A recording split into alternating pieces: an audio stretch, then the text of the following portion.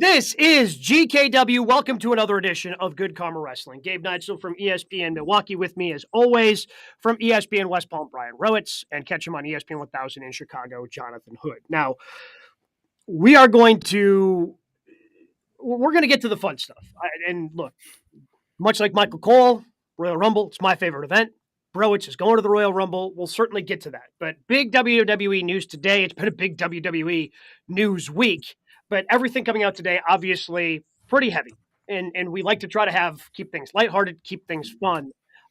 Obviously, that's not what this is, as Vince McMahon in a lawsuit, and then lawsuit being reported on by the Wall Street Journal, being accused of sex trafficking and quite a bit more.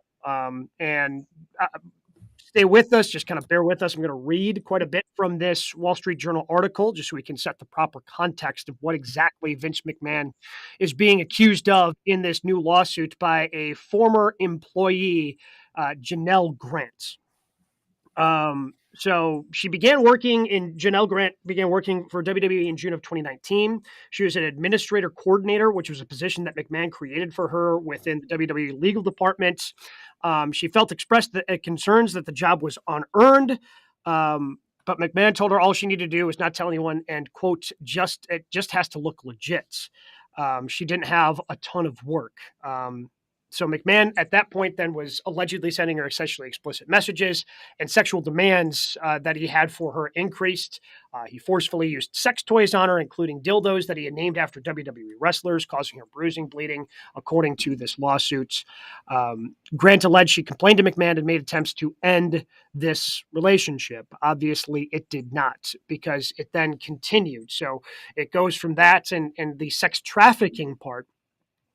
Comes where he began, sharing nude photos, explicit videos of her without her consent to other WWE employees, including former WWE head of talent relations, John Laurinaitis.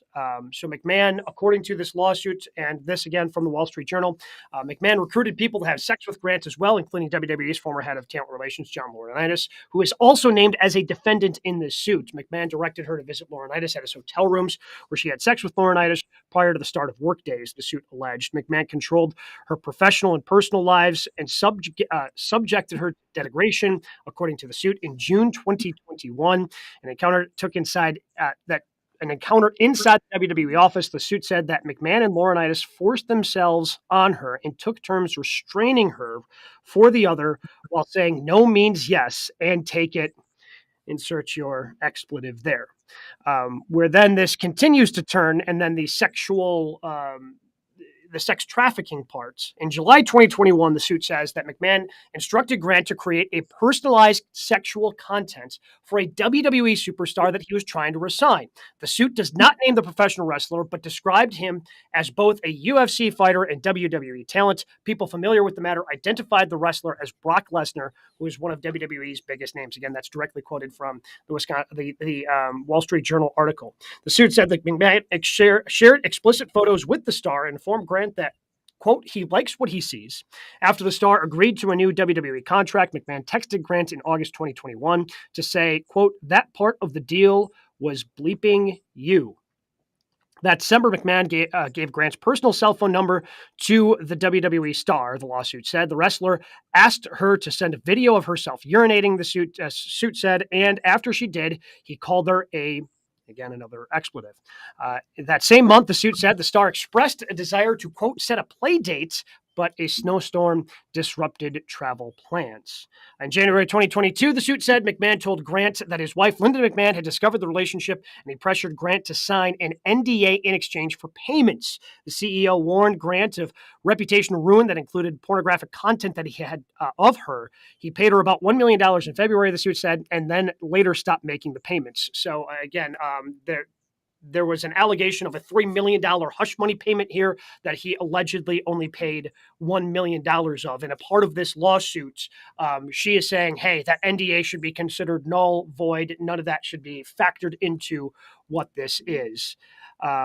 Grant alleged that the company diverted attention away from McMahon's abuse by focusing on the accounting for the payouts. Again, this was a big internal investigation that they had a couple of summers ago in the summer of 2022, when the board of directors decided they were going to look into all these hush payments that we discussed and covered here, and then eventually led to Vince McMahon resigning from WWE. Others at WWE knew about McMahon's misconduct, but worked to conceal the wrongdoing. That is according to the suit. TKO, of course, now the parent company of this whole thing, issued a statement about the entire ordeal saying, quote, Mr. McMahon does not control TKO, nor does he oversee the day-to-day operations of WWE.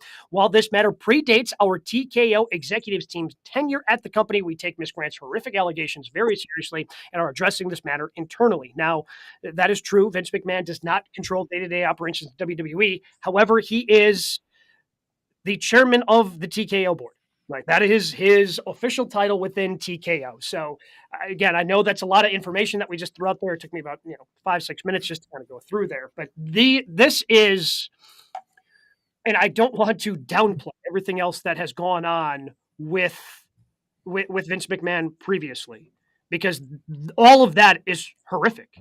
This is now taking it to another level where I honestly do not know what happens within WWE, because all of these allegations are horrifying. There also were some text messages that we will not read on the air. A lot of them have been retweeted at GKW_wrestling. For those of you that missed it, it is on our social media, so you can read for yourself the alleged text messages that were sent by Vince McMahon. Guys, this is a very difficult time to be a WWE fan. And at this time, my advice would be, and I've always said this, to be a fan of the talent, the men and women that work hard in the ring to entertain us. Because behind the scenes, whether it's alleged, whether it's true, whether it's not true, the point is, though, is that where there's smoke, there's fire.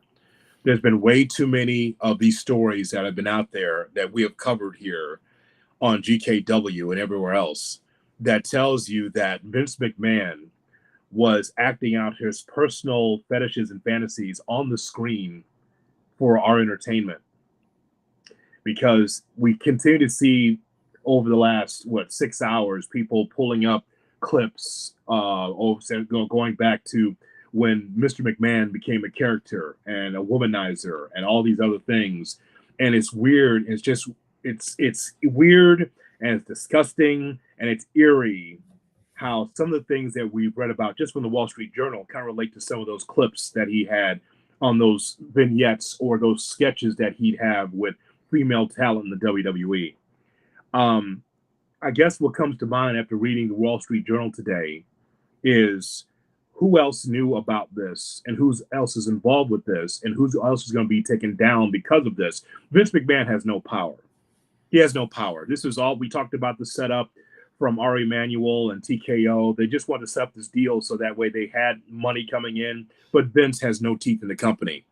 I like to know about Triple H and Stephanie and Shane and Linda McMahon even further, and others that were close with Vince McMahon to find out what they knew about this. Did they know allegedly that a woman was being raped in the offices of Stamford, Connecticut?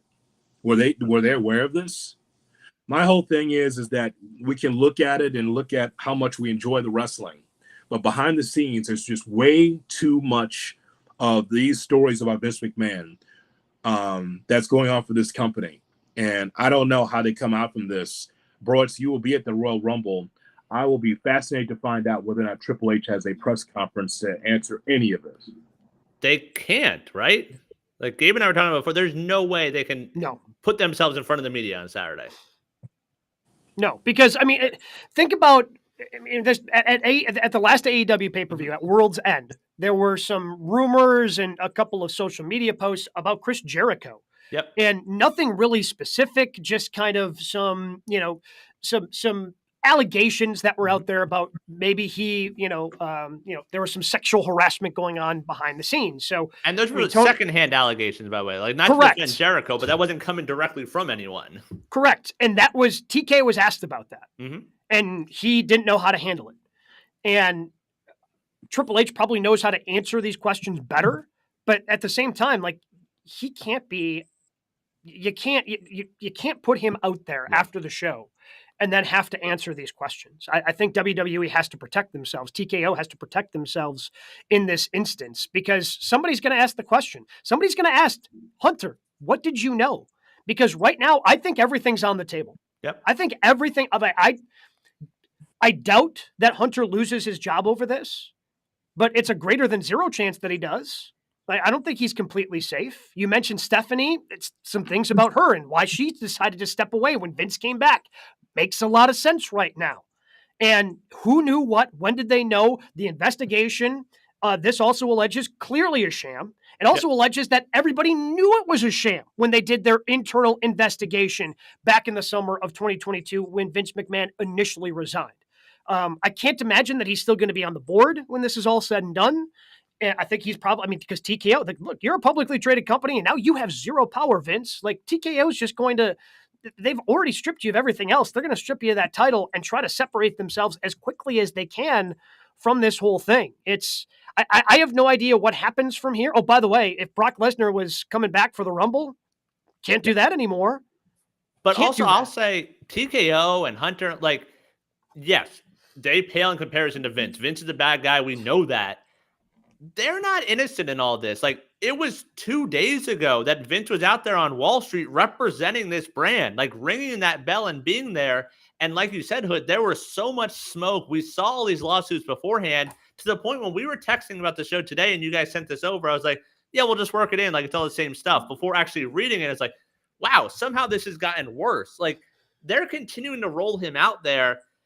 And I'd say, yes, it's a slim chance. But if you told me a year from now Vince is still somehow involved in TKO, sad to say, I don't think I'd be that surprised.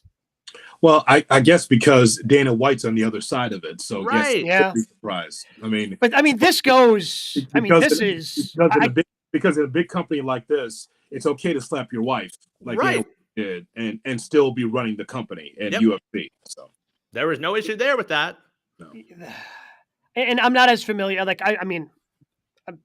I'm loosely familiar with that. I don't follow UFC as much, obviously. I don't either. But you saw the video though. He slapped his wife. He slapped his wife. Like, he slapped his wife. Yeah. And again, I don't want to compare anything. Like, this goes, like, this is another level of just heinous activity within the WWE. And like you said, Gabe, in the investigation, I'll use that term very loosely, they never spoke to this young lady who is filing this lawsuit. There was no involvement in talking to her saying, hey, did anything happen there? So, yes, it was a sham of an investigation, a year or so ago. Yes, this is a protection of trying to make sure that the monolith that is a WWE stays afloat, that the cash cow and the millions and millions of dollars that have been in the WWE is not taken down by these lawsuits. That's what it comes down to. Again, as you point out, bro, there was supposed to be an internal investigation, but that investigation did not involve Miss Grant, Janelle Grant. So, again, I can't say that I'm surprised at stories like this anymore because we get news left and right all the time in our sports lives. But this year with Vince McMahon, it's not new. We covered the Rita Chatterton story last year, the female referee that said, I was raped in a limo by Vince McMahon.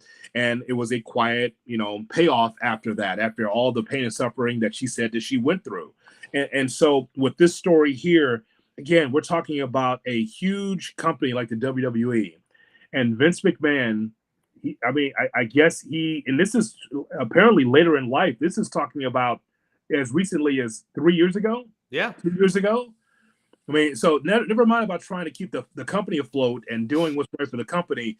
You had to worry about women and trying to take advantage of them, allegedly, based on this story. You can worry about business. You worried about you and satisfying yourself. And I'm just floored by all of this. And I'm just thinking there's more to come. We've got some stories, but there's more to come with this. And when people, turn a blind eye to certain things and they say, oh, Triple H will be fine and Stephanie, no, there's more to this story. This will be a deeper dive than what we read in the Wall Street Journal today. Calls I made before the show, you guys were not surprised at the name that I gave you that will probably be involved in this lawsuit as well, coming up pretty soon. So And I'll go back to what I said. Look at everything that Vince has done on screen, and some of this real life shit we saw on screen. He's always been a child, Vince. Yep. He's always been a child, very childlike, wants things his way, very petulant as a businessman. And then when it comes to this situation, allegedly looks like he wanted his way as well, and want to make sure that there was no repercussions from it. I mean, this allegedly was happening in the office, like in the Stanford offices. Yeah. So if you're comfortable enough to say, oh, I can do this here, that speaks to the cover up and everyone sort of turning a blind eye where it's like, oh, I'm not going to get caught here. Like, it's not an issue. Like, that speaks to how big of an issue this is. One comment in here from Eric saying, would Netflix rescind their offer because from WWE because of this? I doubt it. Again, that contract is signed. I mean, I'm sure they have some sort of back out clause, but I mean, would Netflix, does Netflix now have some concerns? Do they go to TKO and go, hey, what do we get ourselves into? Which is why, because this is what's happening as WWE continues to get bigger and bigger. When you become a publicly traded company, when you decide to sign big time contracts with Netflix, when you sell your company to TKO, there are a lot more people you have to answer to now, which is why I think Vince being dismissed from the company, I think that has to happen pretty swiftly because TKO has a lot of business interests that they need to protect. Yeah, we can go through the litany of owners that had to be removed because of horrible comments or things that they've done. We go to the former Los Angeles Clippers owner. We can go to the Carolina Panthers former owner, Jerry Richardson. There are times where owners just have to be removed and you keep the ball rolling. You're like, you know what? The cancer that was in our company, in ownership, general manager, whatever, we've removed that. We are trying to repair the issues we had before, and this is who we are. We are brand new. We are reimagined franchise. WWE has to say the same thing. Triple H, did you know anything? Because you're the right-hand man. Bruce Pritchard, did you know anything?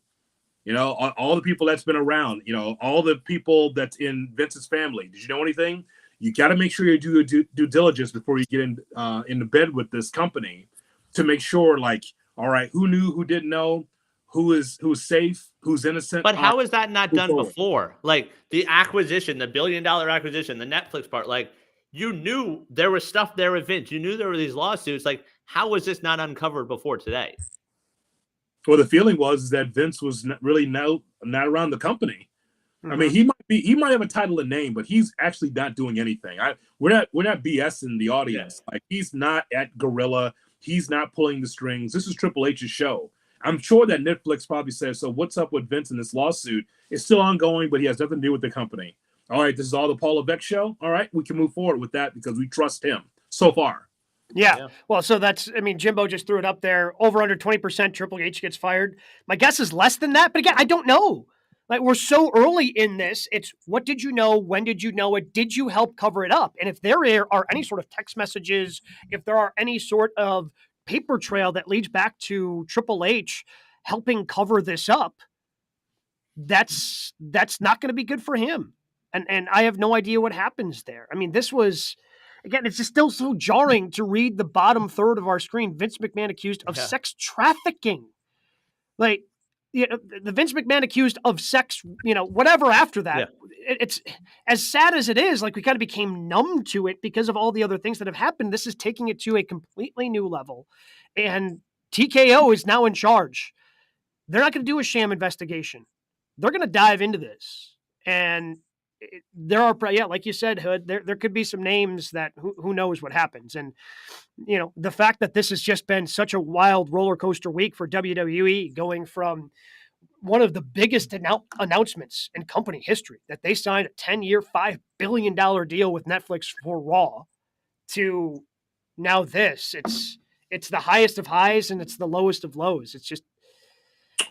So, Ryan Lambert says something that I think is important for everybody, and that is the hope is that all victims out there are getting some sort of healing from all of this. That is absolutely correct. Yep. Is that, I mean, if we look at Vince, but also we have to think about the victim. When she alleges that Vince McMahon defecated in her face, that she was part of a threesome, that she felt pressured into being with the company and doing the things that allegedly has been put out there from the Wall Street Journal. Well, and kudos to her. Kudos to Janelle Grant for coming forward, man, because it is Vince McMahon's one powerful guy. Yep. And he can insert that influence in a number of different ways. And for her to come forward, I can't imagine. I can't imagine having to go through it. And then, you know what? I'm cool with reliving this because this needs to happen. Like, good on her for coming forward. Agreed. There's no transition. We're going to try to dive into the stuff that we like about professional wrestling. The Royal Rumble's coming up, obviously. AEW starting, their build towards Revolution with Sting and that whole thing, and the Netflix and Seth Rollins injury. We're going to try to separate that from now the rest of the show. We want to dive into some of the fun stuff that we're going to enjoy and that we love about pro wrestling now on GKW. We like to call it the 3 count. Brian, what do we have at number 1 this week? You mentioned it, the Royal Rumble Saturday night from Tropicana Field in the Tampa St. Pete area. So we're a few days away. Let's get those predictions in. Who wins the men's Rumble? Who wins the women's Rumble? And who eats the pin in the 4-way title match? All right. So let's start with the men's Rumble. And I've thought about this long and hard, and I know I don't want to spoil anything with any of the rumors that were out there that were reported by Sports Illustrated that were then retracted today. But the more I think about it, and we've talked about, Cody, we've talked about CM Punk, like the thing that makes the most sense to me, like storyline wise, it has to be Dwayne. It has to be The Rock. Because to me, if Cody wins, he's challenging Roman Reigns. Makes sense.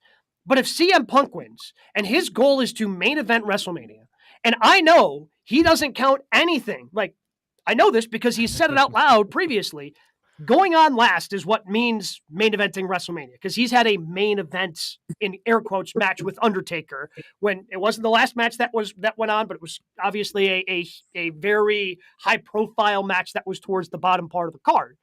But CM Punk, if he's going to end up wrestling Seth Rollins, if you want to main event WrestleMania, you challenge one person. That's Roman Reigns, which, look, you could make that make sense storyline-wise, but I can't imagine that Punk's going to win and then challenge Roman. So if it's going to be Rock Roman, and Roman's not dropping the belt anytime before Mania, he's not going to lose on Saturday night. He's not going to be in Perth, so, he's still going to have the championship walking into WrestleMania. Like, the thing that makes the most sense is The Rock winning, because anybody else, if you want to main event WrestleMania, which has been such a big part of the storyline, you don't challenge Seth Rollins. You challenge Roman Reigns. So I think it's got to be Dwayne The Rock Johnson who wins the Royal Rumble. Plus 900, by the way, according to Bet Online, if you want to get some action there. Ooh, that's a good number. He looked so just calm on First Take with Stephen A. Smith. He was just there as Dwayne Johnson with a pair of and just kind of talking about the glasses were an interesting touch. Yeah. They just look like, Clark Kent instead of Superman, You just there and just has glasses and just very calm, talking about he's got his name back and, part of TKO. Boy, what timing for The Rock now to be part of TKO in that front office. Nonetheless, I really believe that CM Punk is going to win and that he will take on Seth Rollins, an injured Seth Rollins, and win the heavyweight championship. Because I just think that CM Punk and McIntyre will be there at the end, along with Cody Rhodes and Carmelo Hayes was my choice as a 4th spot. Just got to see what the kid can do. He's the future of the company. And I think that is CM Punk's time. Where was he? Will he enter? Maybe middle of the pack, maybe in the 20s. But I really believe that Punk is going to be able to win this thing. And he'll finish his story before Cody Rhodes. So I also say Punk. By the way, Bet Online, Punk and Gunther are the co-favorites at plus 150. I think Punk wins. You talk about where he enters. After what we saw Monday, I roll him and Cody out 1 and 2.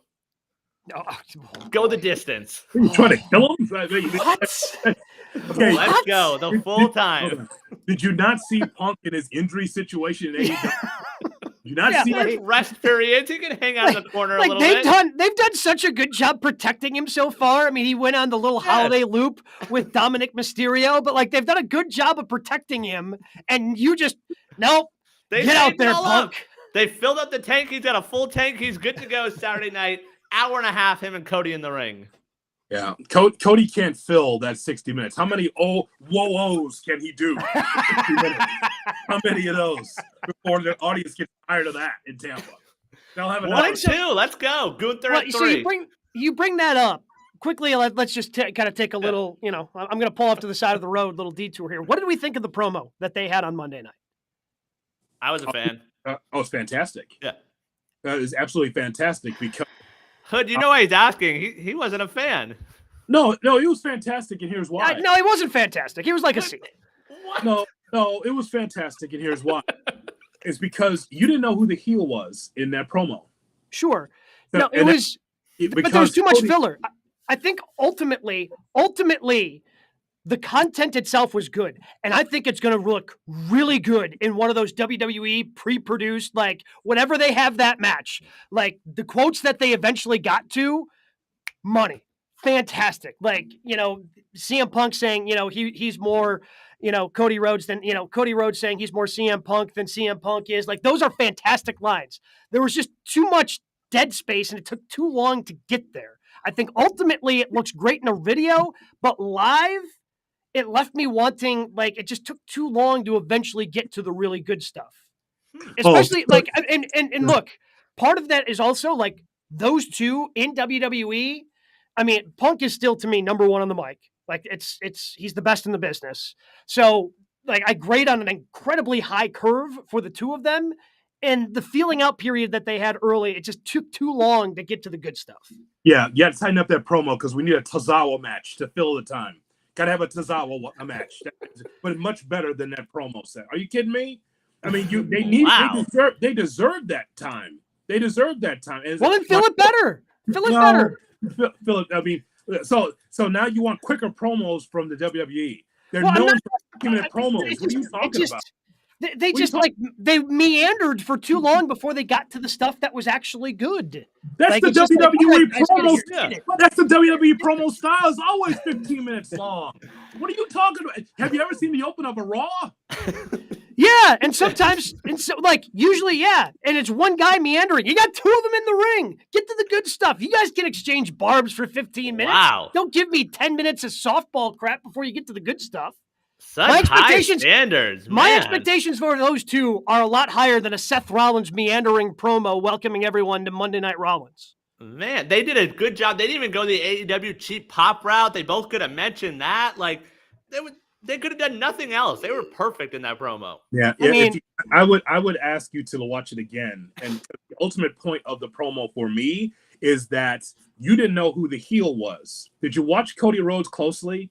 The way that he was able to take in what Cody Rhodes was saying is very meticulous because both guys were listening to each other. And I thought that it was very well done to the point where there's, I think, a few boos for Cody, who he's not used to because CM Punk gets the chance and he gets a lot of reaction. Cody gets a lot of reaction too. But those two in the ring, it was a different dynamic in that crowd in New Orleans to see what happened there. I thought it was fine. I think what you said, bro, it is that you're going to build this up to something, and those clips are going to resonate with the audience, and they're going to be like, "Hey, I remember when those guys were talking." And they're building up to an hour in the ring Saturday night. Well, 1 and 2. You guys are going to have me leaving here pretty soon. 1 and 2. 1 and 2. So I thought that was fine, but ultimately, what were you getting to? Well, we were just talking about Cody and Punk. Promo. That's all. Yeah, correct. Yeah, no, Rollins gets it. I just wanted to complain about that promo because I knew that my opinion of it was probably going to be because I saw the reaction online like right after that. Oh, it was so good, so good. Like, man, I feel like it was not as good as everybody wanted it to be, and everybody was forcing it to be that good. Again, right. Like I think the money quotes are going to be fantastic in those WWE pre-produced videos. Whenever that feud happens, they're going to be money. Like the money quotes, they hit and they connected. It just, I'd say that was one of Cody's best WWE promos since the return. Yep. Like it wasn't just paint by numbers. Like, hey, I'm Cody. Hey, whoa, like like American Dream, finish the story. Like it was real. He was in Punk's face. There was some aggression there. Like there was emotion there. There was an edge from Cody we have not seen. Yep, there was an edge there because he is a white meat baby face until he's face to face with CM Punk. Right. And so now that will add the edge to Cody that we have not seen. He didn't have the edge with Nakamura. Not at all. And Nakamura putting stuff in his face. So there's that. It's a good point. Women's Rumble, who do you got winning? Women's Rumble is going to be the Rumble for Bayley. Yep. wins the Rumble, and Bayley at some point turns babyface, which she should have been the entire time. Yeah. I said at the time when Bayley turned heel, when Vince had her turn heel, I said, you just threw away the John Cena on the female side of the roster. Why would you do that? She was huggable for the fans, and she was white meat babyface, and I think that she would have been great for merchandise. Like, okay, here's someone kind of like we see Willow Nightingale, put it that way. Yeah. Like, I can't see Willow Nightingale ever being a heel, but as a babyface, it works. Same thing with Bayley. With this whole thing with the faction that she's in, I think that Bayley wins. I think the key matchup is Bayley against Io Sky, and then Bayley turns babyface as they kick her out of Damage Control. Well, I'll throw this in there because I think we're all sort of chalk here. Bayley is the betting favorite. I also think it's Bayley. If you had to pick one, the betting favorites to third and fourth place, Jade Cargill is third at plus 300. Nia Jax fourth at plus 800. If you had to pick one of them to win it, which way you going? Nia Jax. Because there's no way you're debuting Jade after like keeping her like, oh, look at this new toy. Nope, never mind. We don't have a new toy. Forget about Jade Cargill. Forget about her existing. And they're not going to throw her in the Rumble and then be like, oh yeah, you're going to get a title shot at Mania. Yeah. Like there's not a chance that happens. I mean, Rhea ending night one. No. Would I be shocked if we saw Jade Cargill in the Rumble? I'm expecting her to be in the Rumble. She's got 0% chance of winning the Rumble. Jade Cargill in the Rumble, yes, 29. Okay, that's fair. But actually, it's not about her in the ring. I just wanted to see the face-to-face with Bianca. That's what I want to see. That looks great in a poster, those two. Mm-hmm. Like, yep. I don't even need physicality. I just want to see those two face-to-face because that's money. When Jade is ready, and there's two ways to look at it. I make the joke that the bell rang in Orlando and that they said, oh, my God, who trained you? You're not ready. Or it could be Triple H being the cerebral assassin saying, just hold off, just wait for the anticipation for the Royal Rumble. It could be that, too. I think that's Bayley, and I think that do we get Becky, Bianca, Bayley, and then like a fourth person? I'm not even sure who's the fourth person. Is there someone on the come from NXT? Maybe that's the weird part. Like the men's, like we've talked so much about the 4, and we can expand it to 5, 6. Like it's pretty top heavy in the women. So looking at the betting favorites, Bayley's number 1 at plus 135, Becky plus 200, Jade plus 300, Nia plus 800. Fifth on the list, your girl Hood, Raquel Rodriguez plus 900. No. She has a back, if you didn't know. Gabe showing off his. Yeah. Yes. I wish she would just show her back and then keep walking. Yeah, I think. Well, yeah. So, I mean, they kind of teased who's going to be in there at the end on Raw, right? Like, so Bayley, Becky, Nia Jax, I think, going to be there towards the end. And if Jade's in there toward the end as well, like you go with the final 5 of Sprinkle and Bianca, Jade throws Bianca over. You know, Jade's now in the final 4. You set up potentially a Bianca Jade match at WrestleMania. Then we can have, Nia ends up being the one left out here, but then you still can have Becky ends up challenging Rhea Ripley. And then over on the SmackDown side, they've teased it so much of Damage Control breaking up. I think everybody's ready for Bayley to turn babyface again. And I think her turning babyface and winning a championship and look, I didn't think her as a heel would work. Her as a heel has worked a lot better than I thought it would. Like, I think she's done some pretty good things with the character. I think it's time to make her back to a babyface, and it's a slow burn. And then we get the wacky, wavy inflatable tube men at WrestleMania, and everybody loses their minds. I will say this, and I hope it doesn't get ruined on SmackDown. I love that they're not announcing a bunch of names. So last time I checked, they've announced 11 names for the men, 6 for the women. I hope it stays that way going into Saturday night. So let's do reckless speculation. So Naomi shows up, right? I think so. Okay. Yeah. Mm-hmm. TNA contract's up. She did the honors. Yep. She said goodbye. So that'll be all for that. Anybody else? Do we get hardcore country? Does a Mickie James come back out there again? Does she roll out there again? Andrade and the men, I would say that. Yeah. Andrade debuting on the men's side, I think makes a lot of sense. Plus 1,200. Do we see Sasha Banks? No. I mean, there's no news. There's zero on her. I mean, at some point she's going to be someplace, but there's zero. So. I mean, I don't think that she'll be at the Rumble. I do not. No, I mean, if she shows up at the Rumble, like throw all the plans we just discussed, throw them out the window. Like, because I mean, she's back in WWE. She's getting maybe she ends up winning it. I don't know. Well, that's she's going to get a prominent spot at Mania, though. If your prediction's right, Gabe, and it's The Rock winning the men's side, we don't need any other surprises. Like, even though we've seen him a couple times, that music hits and he comes out in his gear, we're set for the night. Yeah. Which I think, if it's funny, so like if you're picking between Dwayne or Mercedes returning, like whoever's going last, that's the big return, right? If the men's Rumble's going last, then it's going to be Dwayne. If the men's Rumble goes first, I think that opens the door potentially for Mercedes at the end. All right. I think it's more likely that The Rock shows up and not participate in Royal Rumble than Mercedes being there. Okay. Yeah. Like, and especially with the news that we just talked about today, like in order to try to get yourself a little bit of goodwill. Anytime you hear that man's music, people lose their minds, and that's gonna. I mean, but like I said, root for the men and women, and for them working hard. Like this nonsense here, it's been hanging over the company for a while, right? I mean, whatever happens in ring, we'll celebrate it and we'll talk about it. But as far as Vince is concerned, people know that story. They can't turn a blind eye to it. It's there. It's been there for years. But you root for the wrestling. And because that's what makes us happiest. And we should get a good amount of it Saturday. Like, we only have 4 matches announced for Saturday. It's the 2 Rumbles, it's Logan Paul versus KO, and then it's the 4-way for the title. That's the way Triple H does it, right? Mm-hmm. Triple H does it that way. There used to be under Vince these long nights of wrestling, kind of like we see in AEW a lot with their pay-per-views. But it's just like there's a philosophy that everybody can't be on the card. In AEW, you try to shove as many people on the card with the pre-show and the actual card. WWE, it's like, you know what?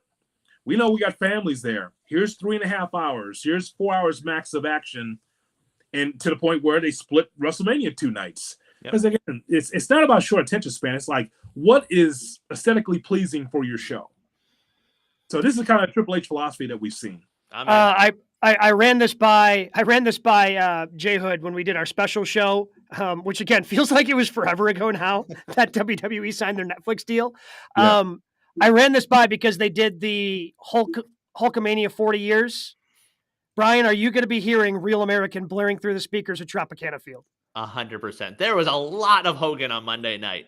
There was a lot of those little mentions, like he could be 30, he can roll out there, he can slowly fall over the top rope.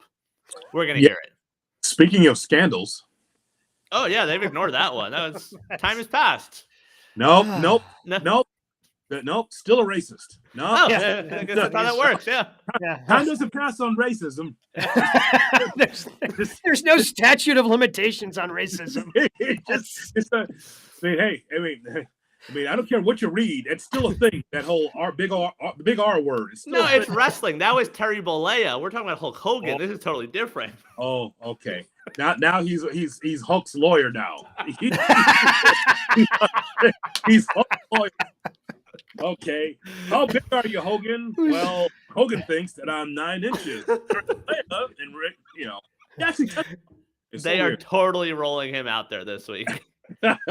Who takes the pin in the Fatal 4-Way at Royal Rumble? Okay. Let me rephrase.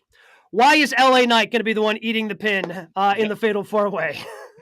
I think this is the end of story. Like, the LA Knight story was like SummerSlam-ish last year. Yeah. Here's the end cap, Saturday night. Thank you for your time. Wow. That'll be all, huh? I think so. Jeez. Yeah, I would have to agree with that. Is there odds on that too, bro? I have not seen that. I'll even go a step further. I don't know if he has a spot on Mania. Oh, he'll be in the Andre. Oh, okay, good. That's just rough right there. That's rough right there. Oh, now he'll be on the card. That's why they have the Andre. So he'll be right next to Uso. Yeah.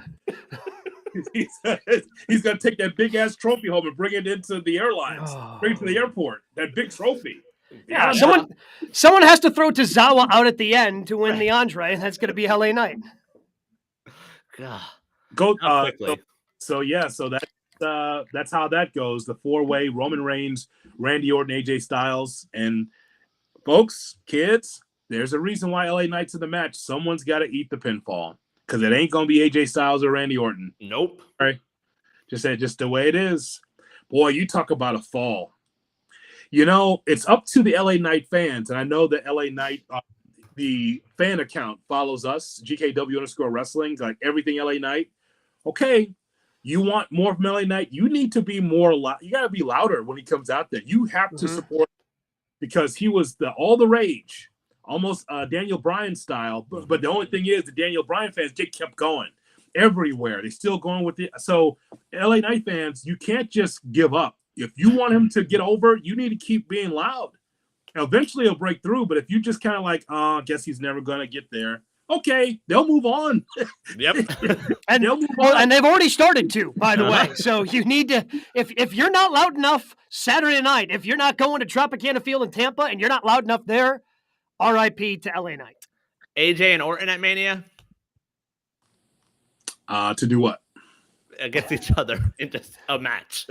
Well, I mean, because that Randy shine has sort of dulled a little bit since Survivor Series. I mean, he was overshadowed that night. So and that's because like SmackDown has been a largely skippable show. Yep. Over the last month or so. Ooh, we've never said that before. Well, we have not. We have not said as a show, because we have supported SmackDown as like the better show. Yeah. Because of the energy of the bloodline. But when you take the bloodline away, now what's left? We've talked about this before. If you have no bloodline, you got no Judgment Day. What's the second act? What's the third act? Right. Damage and control. Also, they don't have to keep Fox happy anymore. They're just milking the clock there before you. They're playing four corners on Fox. But like that's the other thing. Like when Bloodline wasn't there previously, we had Gunther. Well, then they threw Gunther over on Raw, and now they've got two part-time champions on the men's side. Like, honestly, it's the women's division that's kind of keeping SmackDown afloat. It's whatever Damage Control is doing. That's the only thing keeping SmackDown afloat right now, because they have all these things that are tied up with the bloodline, and you haven't given LA Knight a microphone to cut a promo in God knows how long. So there hasn't been much on that show. That's pretty strong, what you just said there, because I hadn't thought of it that way. Obviously, we're all watching the show, but it doesn't have that same zest as it once did, because Roman's not there all the time. Paul Heyman's not there all the time. And nothing wrong with the wrestling. It's fine. Yeah. But, you don't want your version of Rampage on Friday nights. Just saying. What do we got at number 2 this week, Brian? All right. It feels like it was announced a year and a half ago, but a few days ago, it was announced that Monday Night Raw will be moving to Netflix in 2025. $5 billion. Raw. WWE Raw. They didn't say Monday Night Raw. I feel that's a very important distinction. My mistake. Yes, Raw will be moving to Netflix. $5 billion, 10 years. Who's the biggest winner in Raw to Netflix? So also just going to clean up a couple of things there. Apparently, Netflix has an opt-out at 5 years, and they also have an option to extend it to 20 years. Right. So this could end up being a huge steal for Netflix if they're happy with it at some point and extend the deal all the way out to 20 years, which seems an absolute insanity to me, that I would be in my 50s and this thing is still going to be going on. But, here we are. There's also, in terms of the TV deals, in October, SmackDown moves to USA, NXT moves to CW, and Raw is homeless as of now. Well, again, you get $5 billion. You don't care, right? Well, we'll figure it out. We're gonna be getting $500 million a year starting in January. We're gonna be okay, which is crazy. So, with what they've gotten, and I don't know what they got for NXT at the CW, but with what they got from USA for SmackDown, what they get from the Saudis, which is $100 million per year for their 2 shows, and what they're getting here, they're clearing $800 million alone between SmackDown, Raw, and the 2 Saudi shows. That's $800 million. Insanity. And deserved, because that company has worked hard, and you make sure you give Nick Khan his cut. Yeah, because he deserves it. That guy has been busting his ass to be able to find every bit of revenue streams to help that company. And if you missed our special podcast, Gabe and I broke it down. It is available on podcast and also on YouTube as well. When we broke that news, it's right there on YouTube, and we talked about it. Bro, it's what is interesting to me about all of this is that Netflix is not going to look at the success of Raw based on ratings anymore. This is not a Nielsen thing. This is a subscriber thing. Right. And they believe that even though their subscribers have been able to go up and up and up so far, 2023 to 2024, they imagine that WWE fans will log on and subscribe to see Raw every week, no matter what day it is. We think it should be on Mondays for tradition, but that show could be on Tuesdays. That show could be on any day of the week. Could be on Fridays. We will see. But ultimately, this is not about ratings. And I know that this is, at this point, Dave Meltzer should retire because now he can't monitor the actual ratings of Monday Night Raw. Oh, they're in the mud. They're not good. They're not in the mud. Oh, I looked through my numbers. They're not in the mud. Well, it's not about that anymore, Dave, Uncle Dave. It's about subscriptions. And so when you get away from the archaic Nielsen numbers that are probably incorrect, we keep saying that Raw is like 1.7, 1.8. It's probably more like 2.5, 2.6. But with this system, who knows? But with Netflix, it's about subscriptions and butts in seats at the particular arenas that they go to. That's all that matters now this deal's been signed. And I think in terms of like the winners, I think we're the winners because one, we probably lose that 3rd hour Raw, which that will be nice. Not a chance. Really? No, there's going to be they don't need ad revenue. I think it's going to be 2 hours commercial free. I think that's what we're going to get on whatever night of the week. Well, the last part of that you're not going to get. There will be spots on there because, as you well know, just like Amazon, once you're on that Netflix, you can't turn off because that means you have to exit out to watch something else. So you're stuck.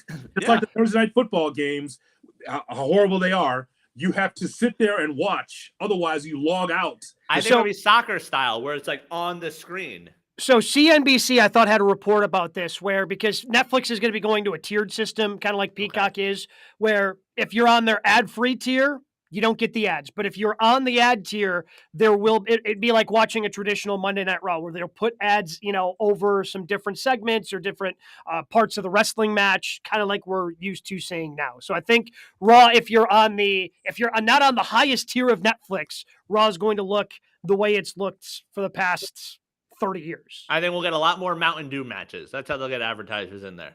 That's okay. That's fine. That's skippable. That's fine. I got no problem with that. But I would agree, bro. It's that in the negotiations, I would have asked for a 2-hour show. Hell yeah. Like you have no reason to try and fill a 3rd hour anymore. So I think that's a big thing. And I think Tony Khan's happy with the deal because you don't have to worry about Raw coming over to Warner and being like, hey, this is our home. Like, why are you here? Can you please go away? So I think Tony is happy with the deal. AEW is a sneaky winner in this whole thing because, but I think there are still two companies that would be interested in Warner Brothers Discovery staying in the professional wrestling business. And it just kind of seems like Disney and FX, with FX and Hulu, that they would be kind of interested entering that the professional wrestling space. So I think they've got a couple of people and a couple of companies that could be interested in their services, which could drive up their price just a little bit, despite, their things haven't been going well in person. People ain't showing up to their shows, but people are still tuning in every Wednesday night for Dynamite. So the ratings themselves there have been pretty decent. Yeah, so I would say Nick Khan for me because of this deal doesn't happen without him. Yeah. I think that he's the winner because he's put this together. I heard that sideways shot at AEW, which is a true shot. This is a topic that we dumped, but I could just say on the side here, this is about looking to have smaller scale arenas. This is AEW. This is AEW's problem. Here's what they thought. They thought, man, if we can draw in London, this is going to make our situation soar, right? If we get 40,000 people, 50,000 people, 60, over 80,000 people there. Just remember what happened, guys. 80,000 people, and they came to suburban Chicago, and I sat among 3,500 people in an 8,000 seat arena. I had my own section. I did. And I thought, where's everybody? And then look at the cities that they go to. They go to all these NBA arenas because they thought it's booked in advance. It's not, they're not doing it week to week. It's booked 6 months to 8 months in advance. They thought that what happened in London can carry through so they can be able to run these arenas. Not the case. Not the case. They are struggling mightily in these huge arenas. They need to be in smaller places. Well, problem number one, yes, I would agree with be in smaller places, be in those 5,000, 5 to 10,000 seat places, right? So, and if it's a 10,000 seat place, you can kind of pare it down. Like that, the WWE goes to these NBA arenas, and even though they can hold 15, 16, 17, 18,000 people, they'll pare it down to about 10,000. If they got to open up more seats, they'll open up more seats. But problem number two, like WWE, like, part of the reason why you sold out Wembley is because you did a really good job promoting it. Like you kept talking about, hell, it's still a fixture when you're going there next fall. Right. Like we're so far away from that, but it's still a fixture on your show. Like I can see it in the background on the Jumbotron. Hey, don't forget, All Out 2020, All In 2024. It's coming up. It's in Wembley. It's in London. So everybody knows where that's going to be. They do such a bad job, and I'm basing this solely on when they've come to Milwaukee, the times they've come into the city I'm in. They do such a bad job advertising the city that they're going to be in. Like, I know WWE SmackDown, I know when they're coming here again. I don't know when AEW is coming here. And the last time they came, I completely forgot that they were in town. Completely forgot they were in town because they don't advertise anywhere. Like, they quickly flash it across the bottom of the screen when Excalibur's trying to jam it in there with everything else that he's trying to go through, and he's reading, the copy faster than an auctioneer. But their biggest issue is they don't advertise anywhere they go. You got to let the people know you're in town, and then maybe people will show up. Yeah, I completely agree. Like, I couldn't tell you the last time I bought a WWE ticket, but my inbox is flooded anytime they're coming to South Florida. Like, I know they're in town. I was like, hey, you're interested? And I was like, oh, okay, they're going to be in Miami. They're going to be in Fort Lauderdale. Yeah. I don't know when AEW is coming to town. And to your point about the smaller arenas, the reports today is that they're not going to run some of these smaller towns. They're going to go to bigger towns. And they think that will solve problems. Meltzer flat out said their attendance right now is getting to WCW 2000 levels. Whoa, I believe that. And listen, it's several reasons, not excuses, several reasons. One, Wednesday night remains a tough night. Mm-hmm. In the middle of the week with kids or whatever, Wednesday night's difficult. Secondly, you don't have anything hot yet for people to see. Sure. It's an old philosophy. If there's empty seats, that means that you didn't give the audience anything to see. And by the way, this is casting no aspersions on the hardworking men and women in AEW. But what's hot there? When the company first started, you started in Washington, D.C. I just thought that was a question mark. Like, you starting in Washington, D.C. with your first Dynamite, that's where you're starting? Okay. But then at least you had a new company. It was new and fresh. And now, look what you have now. You don't have anything hot. There's certain acts that are hot, but what's the feuds that are hot? And who's the person that is the must-see wrestler in AEW? I like Swerve Strickland. I like Samoa Joe. I like certain acts on that show. But what drives me on a Wednesday night to get in the car and watch AEW on a regular basis, getting into the arena, paying for parking to see what? Wrestling? Great. But who am I going? But usually there is a draw. AEW is not big enough to say, come to see AEW. Okay, but you need a hook. WWE can do that. AEW can't. I will say this to kind of put a bow on the Netflix conversation. If Raw moves off of Monday nights with Netflix, AEW should jump on Monday night in the blink of an eye. People are used to watching wrestling on Monday night. I think that would be not that they would draw Raw numbers, but I think they could do pretty good on Monday night, and I think that could even help their attendance a little bit. Do you move Dynamite or Collision? Collision. Dynamite. Well, Collision. You get it off a Saturday night. Yeah. You get it off a Saturday night. The Monday night's a better night. Mm-hmm. And so you have one on Monday, and then and Wednesday would be your secondary show, however they want to put it. But Monday, Wednesday, Friday. Mm-hmm. But nothing matters until you get something hot. It seems like they're going to do transition right now. People are making fun of their Savannah show on Wednesday night. Like, Savannah is a sea town. Like in the old Crockett days, it's just kind of a flyover. Okay, we'll be in Savannah on our way to Atlanta, on our way to Jacksonville, on our way to Miami and Tampa. Like, Savannah has never been a great town. It's been okay during the Crockett days of the NWA, but I mean, it all depends on what's hot. That show was as mediocre and as milquetoast as you'll find. Dynamite, it wasn't great yesterday. No, it was fine. There was some attractions here and there. There were some moments, but that's what Savannah deserves. That show for that market. You don't pull that in Chicago or Miami or Milwaukee. You do better than that. What do we got at number 3? Sticking with the WWE, Seth Rollins in an interview with Daniel Cormier says he avoided an ACL tear, added that he expects to be full strength in about a month. We saw on Monday he is not giving up the WWE title. So how should the Seth Rollins situation be handled? He should have given it up. This makes me uneasy, man. Like, you got a partial tear in your meniscus, and I know he said, "Well, yeah, I'll probably be good in a month." I mean, he also adds that he doesn't want Mania to be his first match back. He wants to, get the wheels going before that. Yeah, well, I mean, and I know you're going to play things up in your promo on Monday Night Raw, but when you say 2 to 3 months, like, here's the thing, man. Like, Seth Rollins still has plenty of his wrestling career ahead of him. But when we talk about professional athletes in other professional areas, if somebody had this type of injury in the NFL at age 37, we're going, okay, it's probably going to take maybe even a little bit more time. Your body just doesn't recover. Seth Rollins is 37 years old, man. Like, him rushing back, I know you want to get there to Mania, and it was unfortunate that you injured the knee. I am very worried that he's not going to be ready in time for Mania, that he's not going to be able to recover. And then what do you do? Oh boy. Like, to me, you take the championship off of him. Whoever you wanted to have, face him, you make that person, you find a way to make that person champ. So let's just say, for example, it was CM Punk. Your plan was CM Punk versus Seth Rollins. You take it off of Seth. You get Punk ended up being the champion. Somebody else wins the Royal Rumble. The plan was for Punk to win the Royal Rumble. And then Punk walks around as the champ. And if Seth is ready to go, you can still have that match. You end up getting to where you want to get to, but you give yourself a little bit of cushion in case that guy's not ready to go. I'm really worried that Seth isn't going to be able to go. So in that scenario, CM Punk would be the real world champion. Oh, wait a minute. I think I've seen that before. I think we've seen that before. Guys, the way it should have happened. There's two ways. You want the old school way, you want the new school way. Which one would you like? Hit me the new school.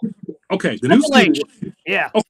The new school way is for Seth Rollins to surrender the championship, and the championship would be up for grabs at the Royal Rumble. Yeah, I honestly thought that was a possibility when he came out on Monday. You do it the way Ric Flair won the championship in '92. Mm-hmm. Why not the obvious way of something? You have a gift in front of you, Priest and the briefcase. Well, you get that too. Don't worry. Why didn't they just do that Monday? Priest comes out, Priest cashes in, Priest the champion, and if Rollins is available and good to go in Perth or before Mania, he gets a massive pop, he wins his title back, and you go along as planned. It's a simple thing. And even, I know wrestling fans were supposed to, not buy into things and be dumb about things. Why is there no explanation as to why he didn't come out there Monday? Even as simple like, oh, R-Truth got in the way. I was going to go cash in and R-Truth screwed me up. Give me something.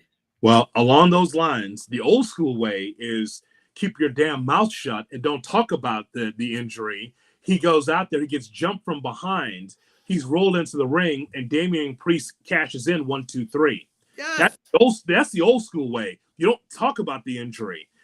I saw this many times with the British Bulldogs. I think it was Dynamite Kid that had an ACL injury or whatever.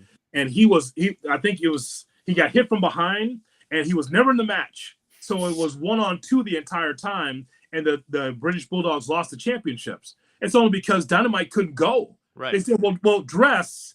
We'll do an injury angle, and then you never in the match, and then that way you give up the title. So, and that's in the old school way is he doesn't have a knee brace, you don't know he's got an injury, and he loses on Monday Night Raw. I mean, is Seth? I'm assuming is he going to be showing up every week? Let's say, no. Or is Punk? If Punk wins the Rumble, he's just going to be cutting promos against Air for the next 2 months. That's the other thing, man. Like, we know Roman's not showing up every week. We know that Logan Paul's not showing up every week. We're going to have another absentee champion leading up to WrestleMania. Like, what are we doing? This is supposed to be the workhorse champion. This is supposed to be the workhorse championship that's there every bleeping week. I'd say the Damian Priest Money in the Briefcase run right now is worse than Theories from a year ago and cashing in on the U.S. title. Listen to that. That's how bad it is right now. Wait a minute. Look, is it bad? Yes, it's bad. Yes. All right. Is it Damian Sandow bad? We're not there yet. The champion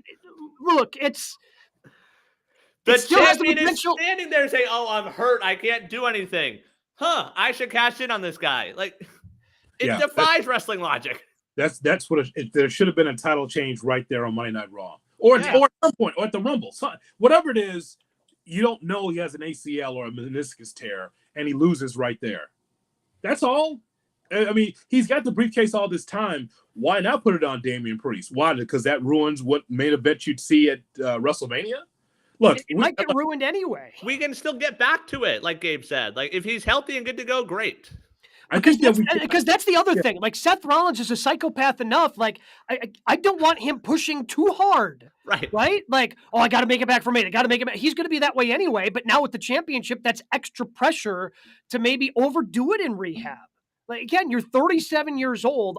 Rushing back does nobody any good. Like, obviously, Seth, you're a huge part of the company. I just get a little, especially if the guy who's had knee issues before. I'm probably wrong, and maybe everything turns out to be fine. It just makes me a little uneasy thinking that what do you do? Like, do you hope that he gets cleared and Friday night before Mania he's not cleared, and then what do you do? I guess my point is that you take it off of him now because he's going to end up losing the championship anyway. That was the plan anyway. He was going to lose that championship at WrestleMania, guys. Yeah. I mean, if he doesn't wrestle between now and WrestleMania, okay, fine. He's losing against Punk if that's the matchup. And there's no positive in having the belt. You're not chasing a number or anything. Yeah. Like, what's the point? Yeah, either was going to happen in New Orleans or WrestleMania, but he's going to lose the title, healthy or not. That's all for Rollins. Yep. So that's why I said, bro, we put it together, bro. It's like either way, Damien Sandow. God damn it.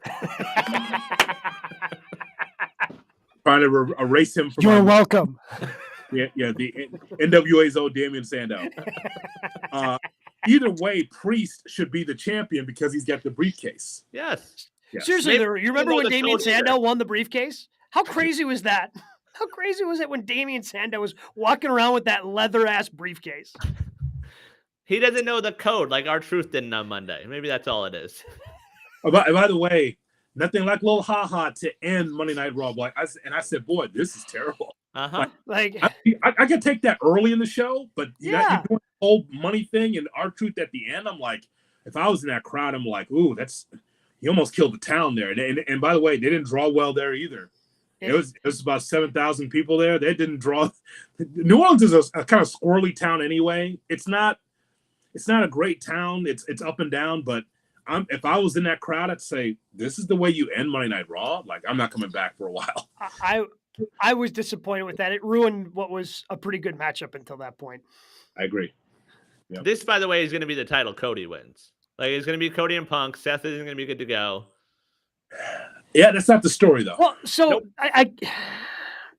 I mean, I guess I think that's what they were kind of setting up in the back, in the back of their minds too, by doing Cody versus Punk, which also brings me back to The Rock is winning the Royal Rumble. But I digress. That makes sense. You put the Rollins title on the line at Elimination Chamber. The winner of the Chamber is the champ. Yeah, and do it that way. It's fine. But at least Priest is in the Rumble. Maybe he'll get a title shot if he wins the Rumble. So Truth is throwing him out. Truth is costing him. Truth is throwing him out. Truth is. I promise you this. Our Truth is somehow going to be involved in Damian Priest getting eliminated from the Royal Rumble on Saturday night. I promise you. Do you think our Truth's in the Rumble? Or one of those he doesn't know he's not in it? Yeah, either his music's going to hit and he doesn't come out, or he comes out like somebody else's music hits and he accidentally comes out. Like, there's going to be some comedic bit that happens there. This guy here wants Cody Rhodes and CM Punk 1-2. And I want Nia Jax 1. That's what I want for the entire time. He also wants R-Truth to be in the Final Four. Yeah, why not? Why not? He's at the end of Monday Night Raw. Yeah. Why not? He's main eventing Raw. He's main eventing the go. That was the go home match. The go home match for Monday Night Raw. R-Truth just throwing dollar bills all over the place. They wrote that and they're like, yeah, F it. Let's go home. That's the best we got this week. Sorry, guys.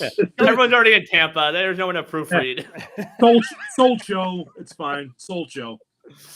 What do we got in news and notes this week, Brian? All right, let's start and stick with the WWE right now. Some announcer changes. Kevin Patrick out as the lead announcer on SmackDown. Michael Cole filling in temporarily. And then today we learned from reports, Kevin Patrick not just out of SmackDown, but released entirely from the company. Best of luck in his future endeavors. Yeah, that's unfortunate because, again, Kevin Patrick was never great, but you have to grow into that, man. You're just not going to be immediately great unless you're Mauro Ranallo that's into combat sports. That's the guy that should be in there if he's not going to be bullied by JBL. I think that Kevin Patrick held his own. I think it's fine. Actually, I think Jimmy Smith was better. Yep.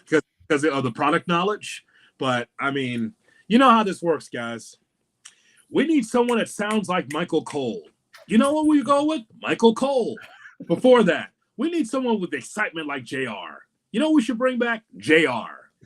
And so that's unfortunate because I believe in difference when it comes to broadcasting. Everyone shouldn't sound the same. Different styles. You're still getting stories over, but I feel bad. Kevin Patrick, he'll be back doing soccer on Apple, I think, because that's where I think they found him. Does Michael Cole sound like Doc Rivers doing Monday Night Raw after doing SmackDown, Rumble, and then Raw? It's not my fault, baby. It's Blake. It was Blake. It's not my fault, baby. I didn't have the knife. I didn't twist it on him, baby. It's not on me. It's on Blake. It's not me. I'm going to lead you to the Game 7, and then y'all going to lose. But it's not my fault, though. That's Gabe's guy now. So big week for Dwayne Johnson's family. Earlier in the week, The Rock named to the TKO board. Well, that same night, if you weren't watching Tuesday night NXT, Ava Raine named the new NXT GM by William Regal. Raine at 22 years old becomes the youngest on-screen GM in WWE history. Are they going to play up any sort of nepotism angle there? Because I think that could be hilarious. Like that has potential to be like, like if she's like, hey, let me call my dad. She probably wants to. I know they've done this at NXT before where they try to keep whenever that, Charlotte was just Charlotte for a while. It took her a while before she went by Charlotte Flair because she wanted to separate herself and make it on her own. I just imagine the comedy they could have with The Rock being on the board at TKO and her in a general manager role. I think there are some funny things they could do. Well, since she's been at NXT, one thing we know about her, she can talk. We got Regal back for that moment, though, so that was good. One thing we know about The Rock's daughter, she can talk. And that'll be all. Because that's not what she was there for, to just talk, but it's The Rock's daughter, so it's no surprise that she could do a good promo. And that's where it ends. Well, GM now, 22, has room to grow. In the AEW world, Tony Khan revealed this week that the AEW rankings will be making a return. They were last used in late 2022. If you go to the AEW website, you can check out the rankings from August 31st of 22 that are currently there. CM Punk, the number one singles contender there. You know what? I kind of like leaning back into this because it was something that made them different. And I think they need to lean more into their differences from WWE instead of trying to be more like WWE. Show that you can be that different product and kind of lean in. Hey, you're just putting on the matches anyway right now. You can tell some different stories around it. At least the rankings kind of give a little more depth to it and make it feel a little more, combat sports of, hey, we've got a number one contender and go from there. This was a Jim Ross idea from his days in the UWF. They used to have a top 10 because he's a college football fan. And he always thought, when you watch college football, and bro, you know this well, like I do, there's nothing like looking at the AP, looking at the rankings when they first come out and see who's in the top 10. So this is initially a Jim Ross idea. And like some Jim Ross ideas, they had moved on. Like empowering the officials. You recall this, right? When the referees in AEW didn't look like a-holes. Right. And so now that's changed too. And so now they're going back to their roots of having contenders, because that makes sense to me. Who's in the top 10? So that way you can follow along and know who the next contender is instead of pulling it out of your ass every week. So I have no problem with that. I'm just glad they're reusing Jim's idea on AEW TV again. I like that. March 5th on Vice, the new season of Dark Side of the Ring. 10 episodes this season. Some episodes include Harley Race, Earthquake, Sandman, Brutus the Barber Beefcake, and Sensational Sherry. Weren't they going to have a Kurt Angle episode, and that wasn't then released as part of, apparently, I guess, I don't know if they pulled it, if they decided that everything we need to know about Kurt Angle was in the WWE documentary. I found that interesting that Kurt Angle was initially supposed to be a part of this season, and now there's no Kurt Angle episode. Yeah, let's not do that right now. We saw the documentary. It's very well done by WWE, right? Yeah. Did all three of us see that?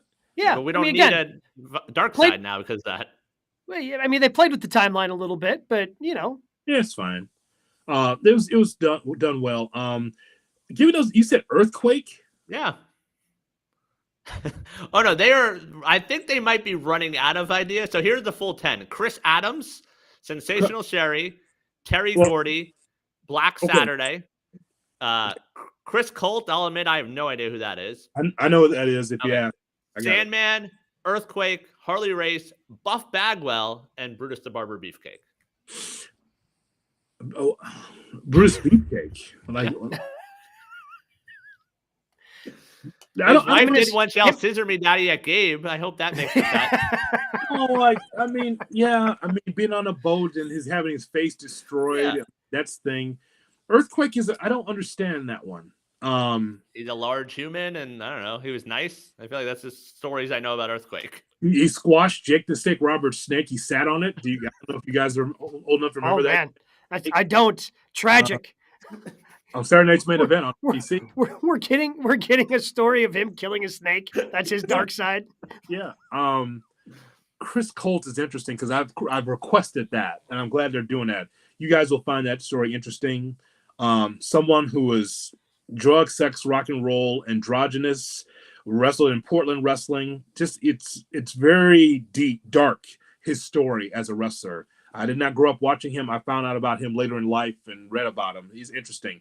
Chris Adams is interesting because Chris Adams has Chris Adams, even though that's his nickname, it's like calling me tiny. Yeah, it's like Gentleman Chris. Don't think so. The former, he was married to Steve Austin's wife. I think Lady Blossom, I believe, was married to Chris Adams, and then she married Steve Austin. I believe that's how that worked. There's a lot of stuff with him in World Class. He was the nicest guy until he got on drugs, and then he was abusive to everybody. His story will be interesting as well. But no, there's some head scratchers. There's some interesting names, but there's some weird ones on that list. March 5th on Vice. And finally, news and notes, wrestling free agency. I think this is talk of 2024. Another big name hitting the market. New Japan unveiling this week. Okada will be leaving imminently. Conflicting reports on whether he'll be headed to AEW or the WWE. So, but he's still under contract for a little bit here, right? Or is he done? He's very close. He said goodbye to Japan this week. I think they're coming over here for some shows. So I believe that was his last show in Japan this week. He was crying. Ibushi was crying. Like, there was a lot of tears. People were very upset this weekend. Yeah, mid-February, he'll be finishing up in New Japan. So no surprise Royal Rumble appearance for him.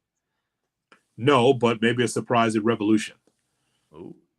If he were a Rumble, does that get a massive reaction? Yeah. I think so. Yeah. WWE fans? Yeah. So I feel like WWE fans don't get enough credit for some of these things, especially at the bigger events. Like, I mean, AJ Styles got a really good ovation. And I know AJ was a TNA guy, but before he came over, he was in New Japan, right? Like, yeah, but that was a lot easier to watch on American TV. I think there's something to that. No. Gabe has the timeline right, though. Really? They weren't on Spike yet? Like, no, I mean, it was TNA, but then he was in New Japan for a year plus, though. Okay. All right. No, that's the litmus test right there. Gabe has because AJ Styles comes, even AJ Styles said, I don't know if these people know who I am. And it's this big roar, like, oh my God, the phenomenal one's here. And it's like, and the WWE fans said, oh, I know that guy can work. Well, yeah, because nobody knew, because obviously, I mean, we know the music now, but at the time, nobody knew the music. Right. Until it's just, slowly, I am. And everyone's like, huh? Everybody had the Roman Reigns face that we saw instead of AJ Styles. Right, they got the moment that was wrong. good. And then when it said phenomenal, people went crazy and he got the pop, because once you saw the word phenomenal, you knew who he was. And Okada's been around so long, like, I think people would know, and I think people would give him the appropriate reaction.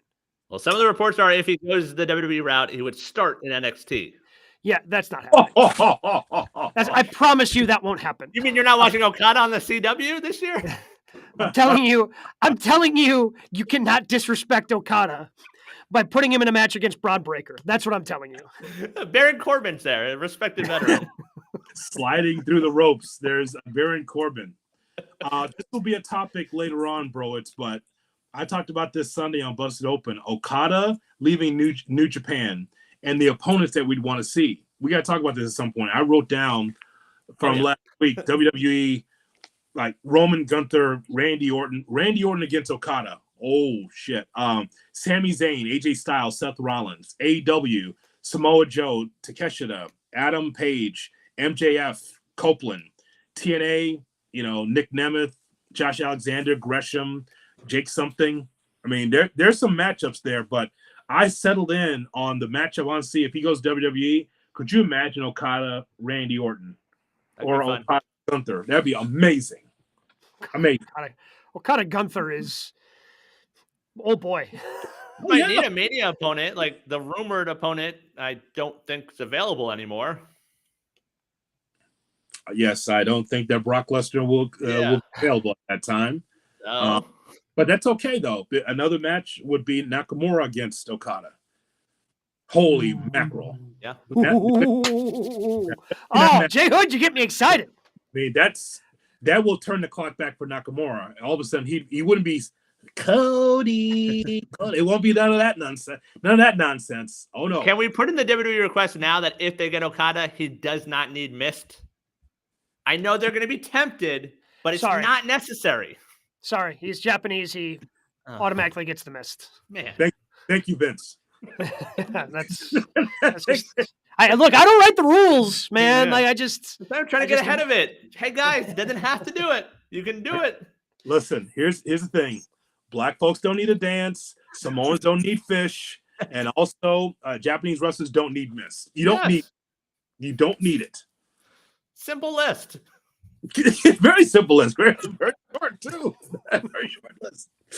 Under Triple H, you don't need the Mist. You have women, you have female and male wrestlers that are Japanese with the Mist. Yep. Oh, because Asuka does that too. Right. What did you guys have this week? Matches of the week. I mean, maybe Mist over Salt, because Salt used to be a thing with Mr. Fuji all the time. That's their evolution.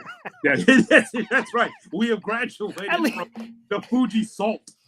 At least they're giving different colors of mists. Yeah. Like it used to be the green mist, but it was kind of a bluer mist when Asuka did it. It was a red mist with Shinsuke this last time around. So at least they're getting different colors, different food coloring in the mist. Great Muda's birthed the baby in Japan. Check her out now. It's right there available on YouTube. Check it out. It happened. Okay. Make it short. SmackDown, we're going to be taking off the air soon, folks. So this will be our last. The boss man, so you guys are talking about Mist. SmackDown, Randy Orton against Solo Sikoa. I thought that strange enough, I thought that the Jeff Hardy Strickland match was pretty good on Dynamite. And it might be the best singles match I see from Jeff Hardy in forever. Well, so again, obviously you didn't watch Rampage. Jeff Hardy secretly had a good week because he had a match. Well, yeah, because he had a match with Darby on Rampage that was pretty good. I was out of town. Traveling to Valparaiso. I did not. I know. Like, look, hey, it's Rampage. It's okay. I thought about texting you guys as I was watching it back. I'm like, is Jeff Hardy putting on a good match right now? Is this really happening? So, Hardy kind of had a pretty good week. So, Matt's the problem, is what you're saying? Well, always. V1 is always the problem. There's no question about that.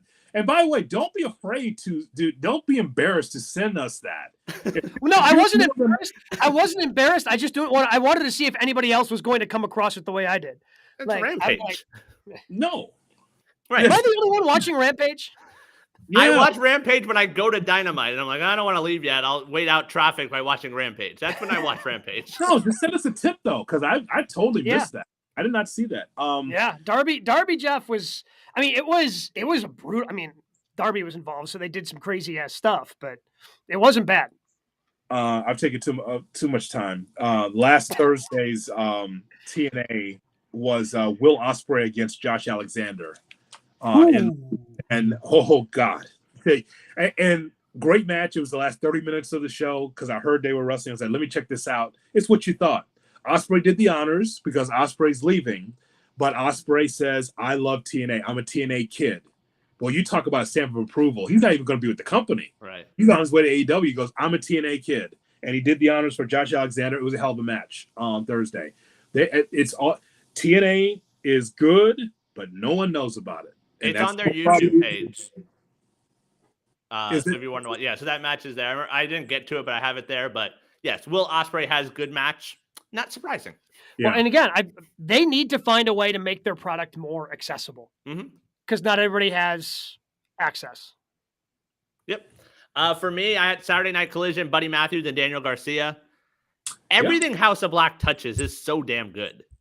Oh, I cannot. I'd like just write it down right now. Whatever the Elimination Cage trios match they're having on Collision Saturday night, obviously won't be watching live with the Rumble, but it's going to be on my list next week. Guaranteed. Yeah, heck of a job of them rolling that out there against the Rumble. I also had Penta versus Hangman from last night.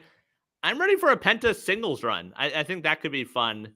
And then I know Gabe's sort of against it, but I wrote the Cody and Punk promo. I put that under matches of the week because I enjoyed that, but it wasn't good enough for Gabe. You hated Raw. That's what it is. If you put that too, yeah. Hey, you know what? I wanted to like the main event. So the main event was good, but the tag match with that went on after the Rollins promo was pretty good. I liked New Day and Imperium. That was a pretty good match. If you're picking something from Raw, that was an official match, right? I mean, it wasn't official. Yeah, because let me tell you something. They're getting so much out of those four. That's all Triple H there because is this not the best New Day focused, locked in that we've seen? It's fantastic what they're doing with them. Week after week, we're seeing a serious New Day going at it. It's pretty good. Well, and they got a pretty good promo. They had a good promo after the match as well. You know, as they're cutting the promo, as they're icing themselves, and it was a good promo after as well. Big E Saturday night in the Rumble. Did we see that? I want it. I don't think we get it. I think because he gave that interview to TMZ not that long ago where he said he doesn't have a timeline, and I'm glad that he's same line every time we talk about Big E. I'm glad he's healthy enough to live his life. I hope he comes back to wrestling. I'm not expecting him to come back to wrestling.